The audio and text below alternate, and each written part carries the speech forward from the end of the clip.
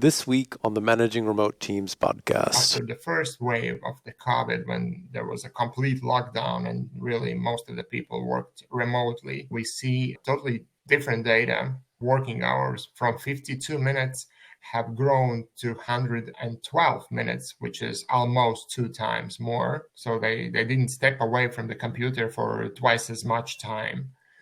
But what's the worst thing is that the break from 17 minutes have raised only to 26 minutes. So they have worked almost 2 times more at the computer, but the break wasn't 2 times more. That compares and relies to the remote work that everyone just works more and takes less break, shorter breaks, which is not healthy. We have made videos with sport doctors that really talks about how often do you need to take break, what you need to do at the break. And no one of them says that it's healthy to work almost 2 hours nonstop and with such short break.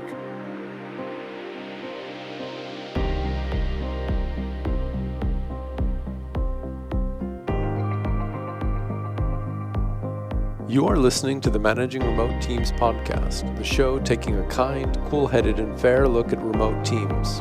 I'm the host, Luke Shermer, and I've participated in or run distributed teams for almost a decade as a practitioner. I'm speaking with experts on leadership, strategic alignment, and remote work to help you navigate the issues you start facing after you get your working from home gear sorted.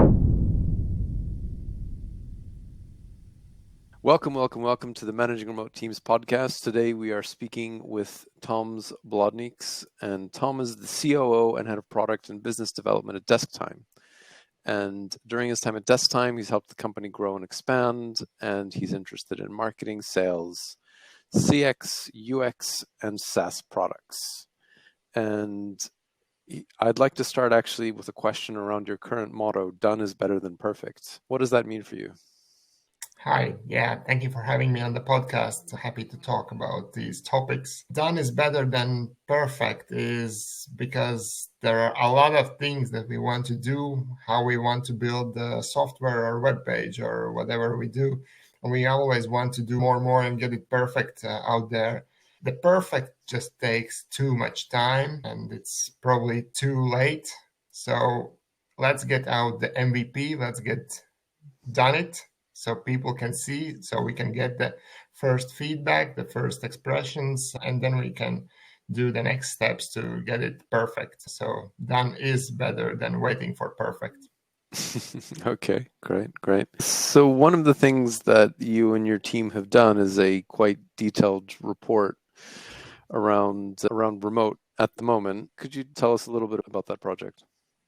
Yeah, the project itself, this is a time tracking tool. We offer time management, time tracking, attendance tracking, project and cost tracking for businesses, for freelancers, for everyone who needs. So we have a lot of data. So desktime is in business for more than 10 years now. So more than 500,000 people, actually the end users have used desktime. At this point, time to time, take these data out and make researches, and our content team likes to write about actually what's happening in the world and relevant data. And the remote work or hybrid work and all the COVID data and how the breaks, the working habits have changed and stuff like that. This is last few years a huge topic that our marketing and content team is dealing with, searching for data and checking out the countries, most productive countries, how everything is changing. But that specific research that probably you're talking about, which was published in earlier this year on Forbes, is just showing that comparing previous years with the remote time, we see that remote workers work more. And it's not 10% more, it's even more, like it's at least 1 hour per day more than a regular office or hybrid worker.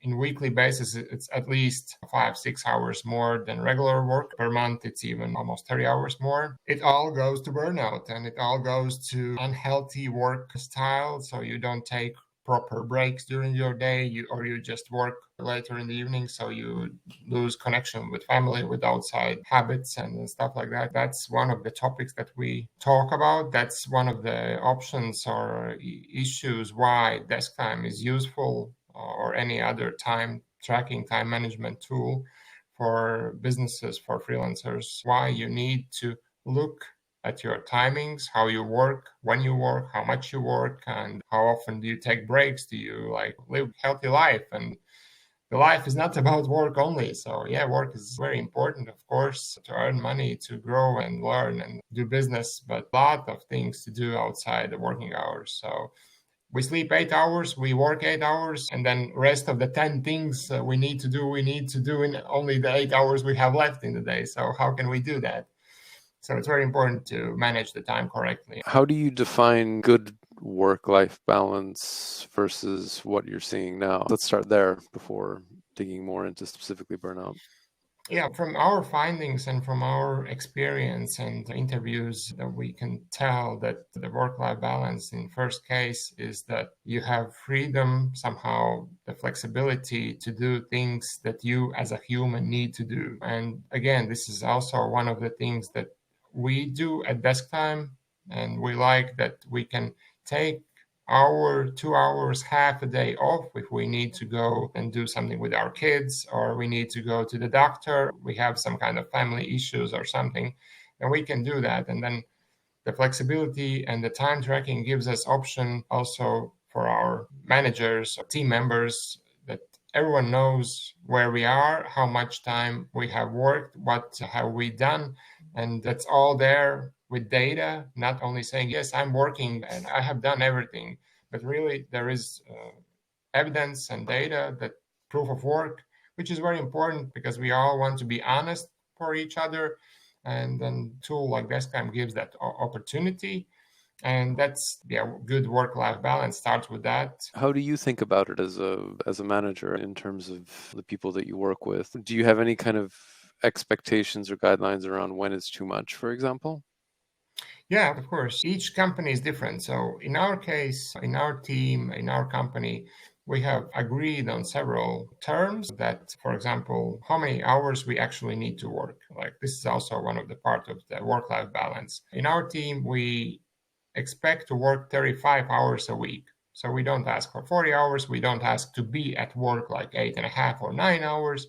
We just want that there is clear working hours, 7 hours a day, 35 hours a week. The flexibility, the work-life balance also gives you option to work less some days and then work more some other days. But that's too much would be if you work like only 2 days, 10 hours a day. You have work in 2 days, you have worked like those 35 hours, and then the rest of the week you take off. This would be too much, yeah.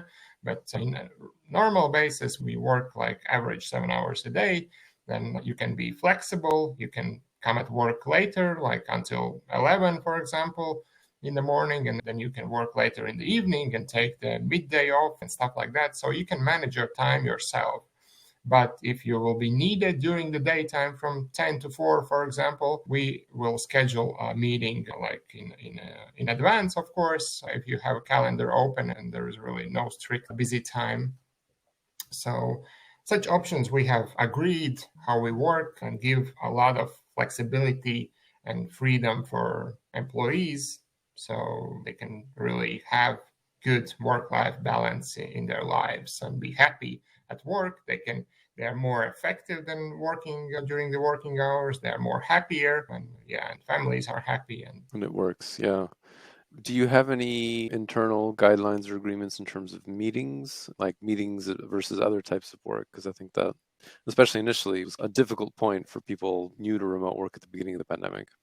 Yeah. We have talked about that. We have teams, and each team lead or manager of the team, we have bi-weekly meetings with those, also with our CEO, and we talk over all the logistical things that we need, and that includes also how many meetings we have. Every week we have all hands meeting with all our staff, and we publicly show the data of desk time, what time has taken for which project, client, thing.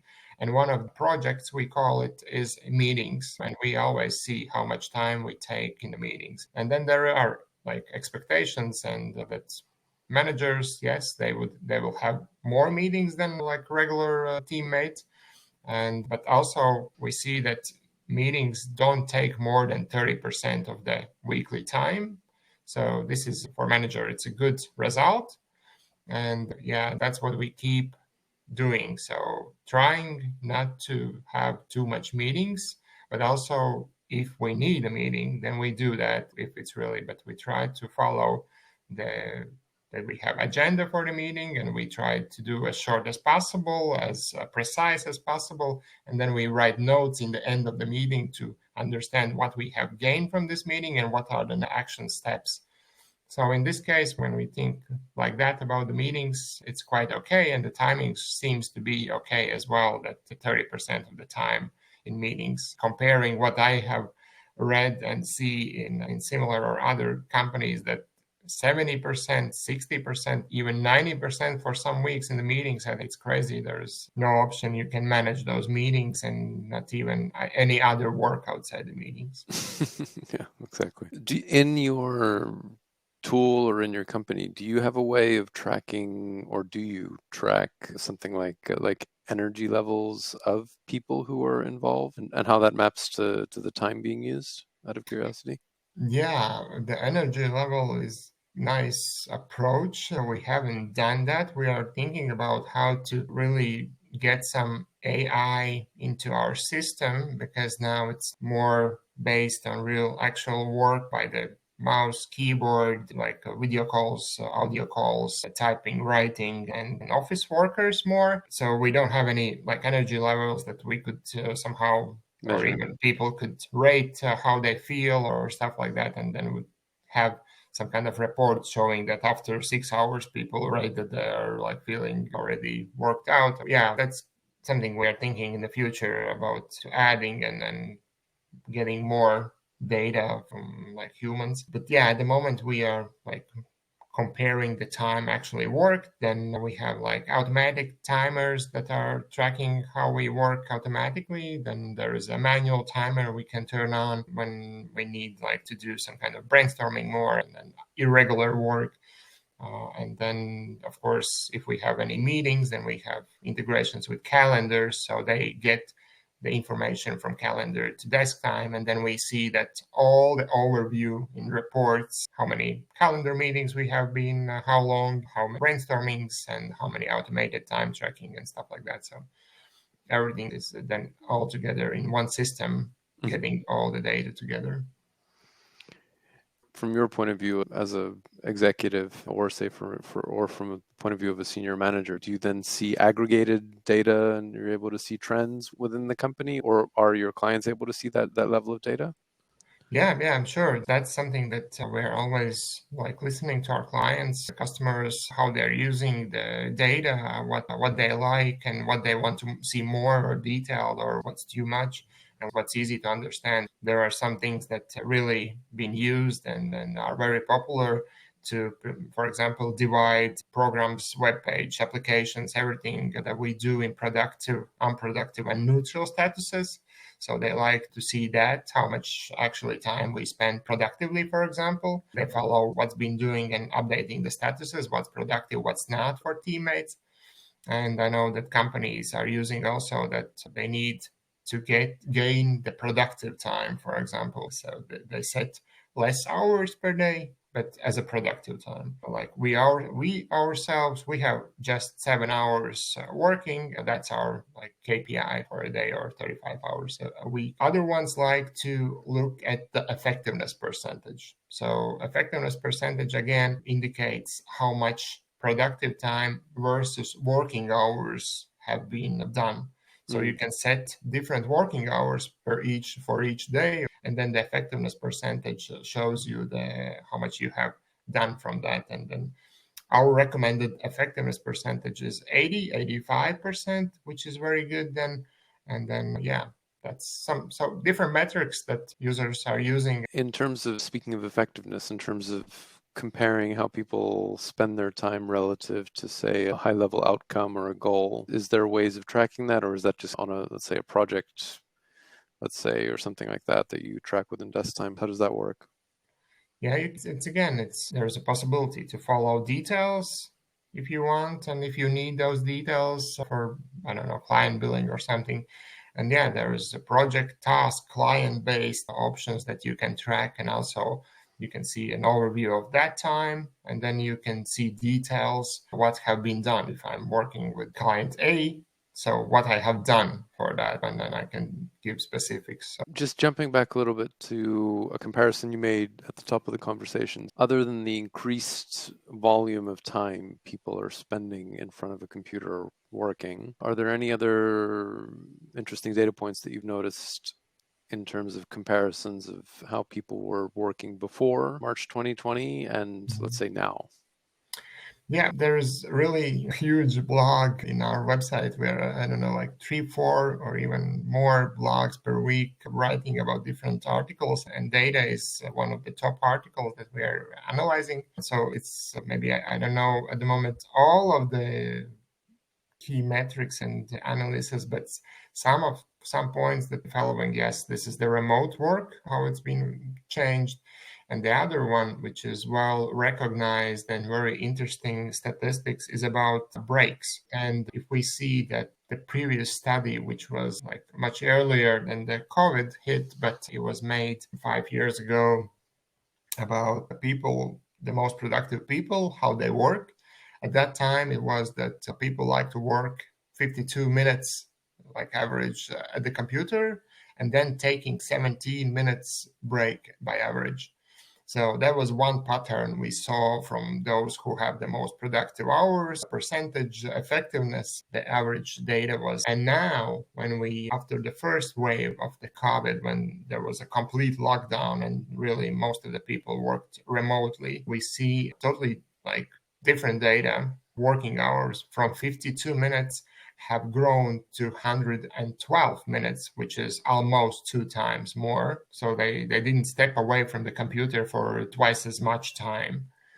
But what's the worst thing is that the break from 17 minutes have raised only to 26 minutes. So they have worked almost 2 times more at the computer, but the break wasn't 2 times more. That compares and relies to the remote work that everyone just works more and takes less break, shorter breaks, and which is not healthy. We have made videos with like sport doctors that really talks about how often do you need to take break, what you need to do at the break.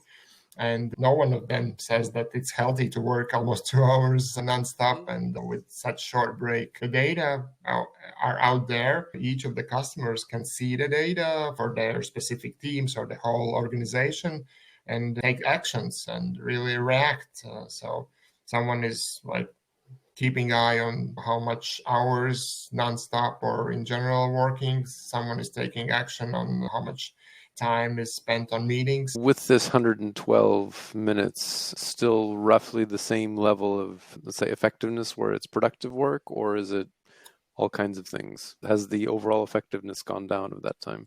Yeah, I think I don't have the data in front of me at the moment, but yeah, that's a very interesting question, that if they're like being productive, because one other, what I remember now, if you ask this, is about overtime. About overtime, it's interesting seeing that for each teammate, mostly there is some kind of hours set you need to work per day.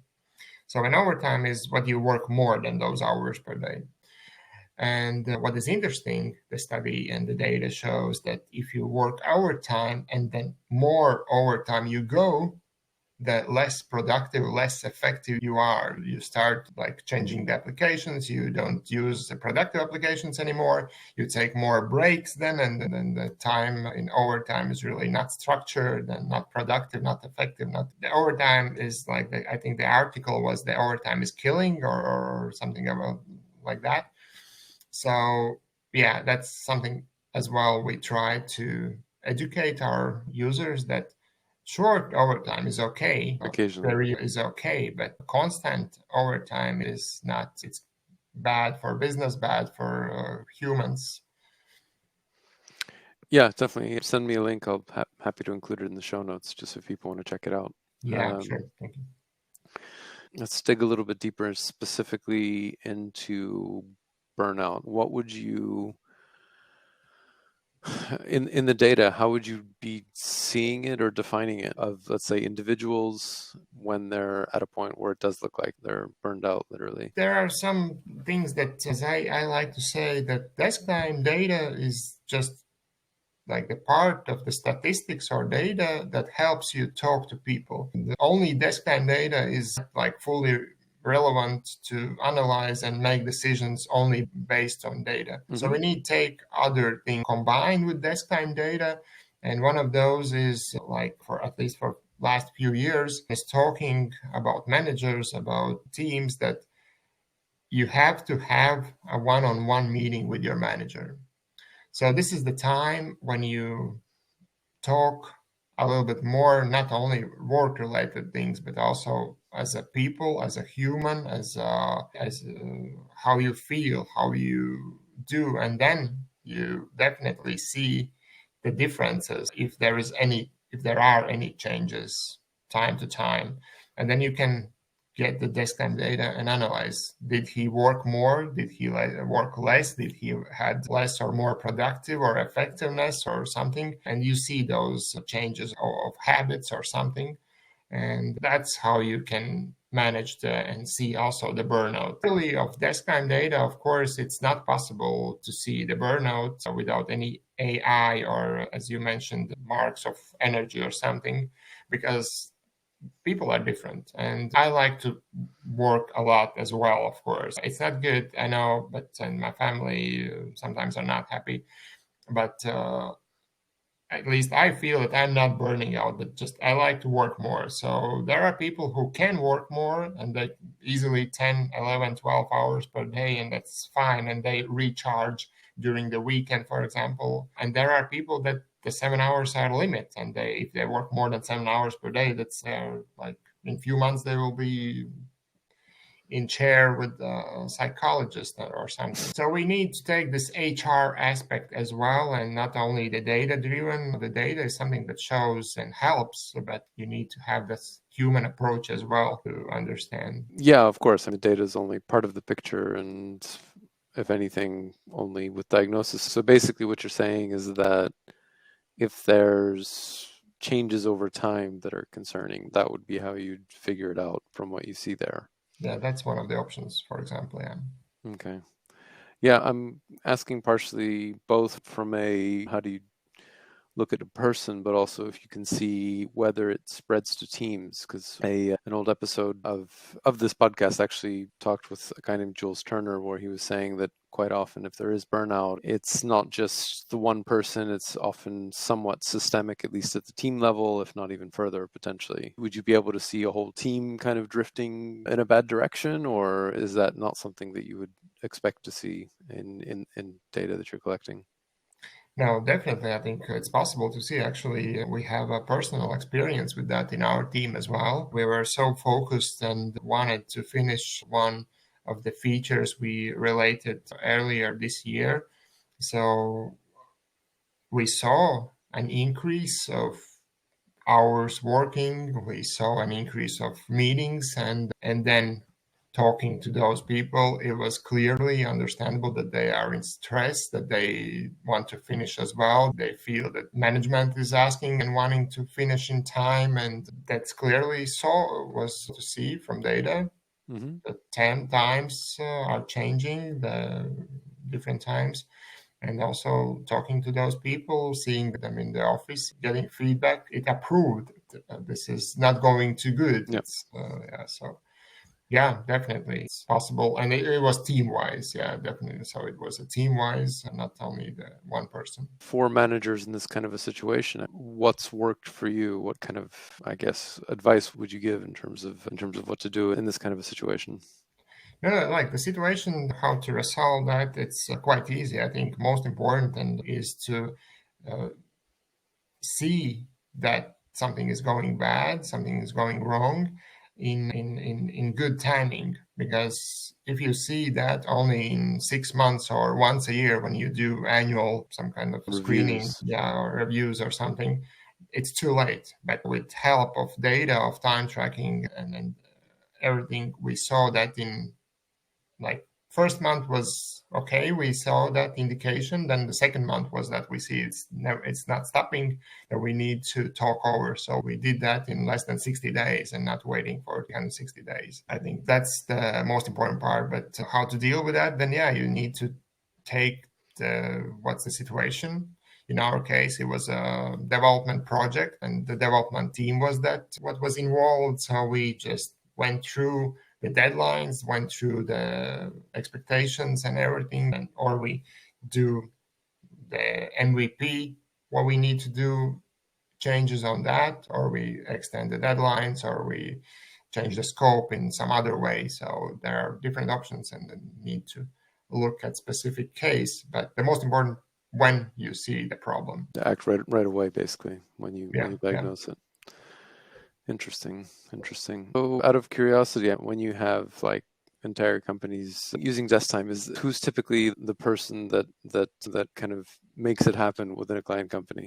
Yeah, that's a good question. We just have renewed our personas, which are very important to understand who's your client, who's your buying person. And yeah, it's still showing that we know our industries, that mostly that's kind of been used by IT industries, different kind of companies in IT sector. Marketing and advertising agencies are using a lot, and our HR companies. Who is that who initiates or buys is depending on the company size. So if it's a small company, then usually the whole company is using the tool for everyone to be equal. And that's usually one of the top executives who's making that decision, also testing together with the team and deciding. But if we are looking at the larger companies from 100 to 1,000 people, companies which are medium size, big companies, there are team leads who are looking for those. So there is specifically maybe development team is the one who initiates that we would like, and we need the time management or project management or something. Then we are finding that and then offering and then slowly upgrading to other teams in the company as well, and growing like that. But so yeah, the team leads, and time to time there are HR people which are like, I think yesterday or 2 days ago, I had a meeting with one company that their HR indicated that they would need to like time tracking, something that because the executives didn't know exactly what time, how much time, and when their employees are working. They're giving a lot of flexibility to come less to the office and going home earlier, and then working from home, and or to avoid the traffic and stuff like that. And then they said that, yeah, they just need a proof of work, that everything is fine, that everything is doing their projects. And if they see that some kind of project is not going as smooth as it needed or was predicted, then they can take a look if the time spent on that project at all or something, or less than planned or something. And those are the data that we can see with any like different kind of modern technologies. And I like the era we are living in, that a lot of things can be done, and then with the help of technology, HR technologies, HR weeks, tools for hiring. I appreciate communication tools, the video calls, the webinar tools. Like, it's great. Yeah. And I'm curious how these implementations go from the point of view of the employees. What's the typical way that it works when you do have a rollout, I guess at a team level or at a company level?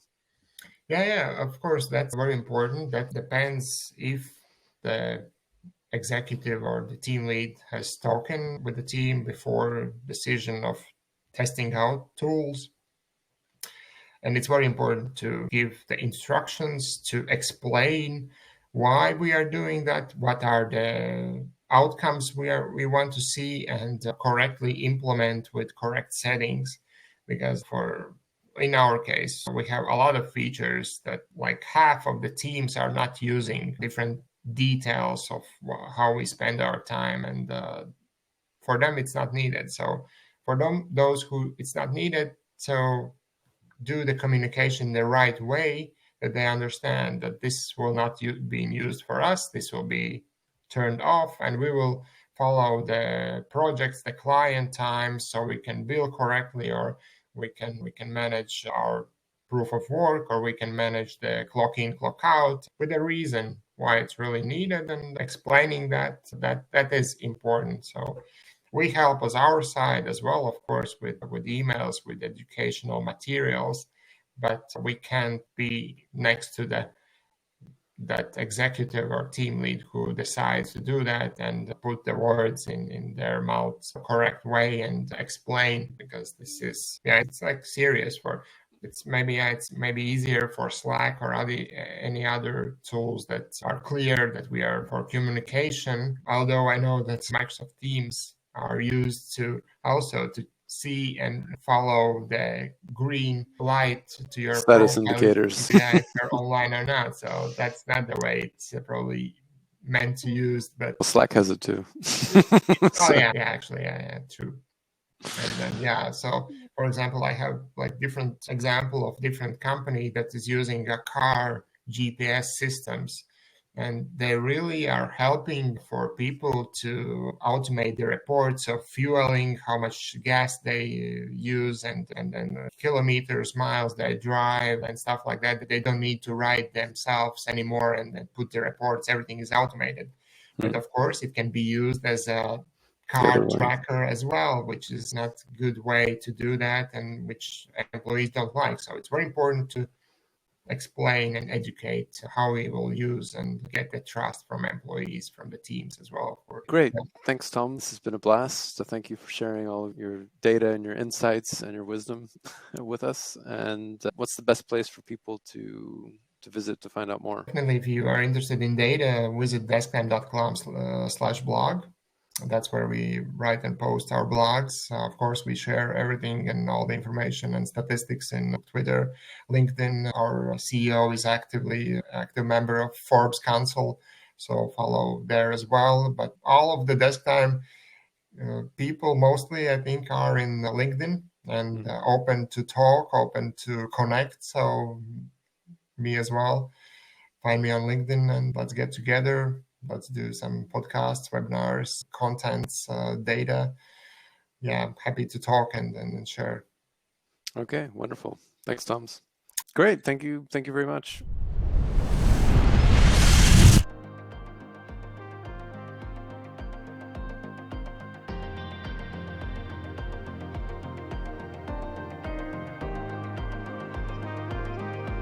Thanks for listening to this episode of the Managing Remote Teams podcast.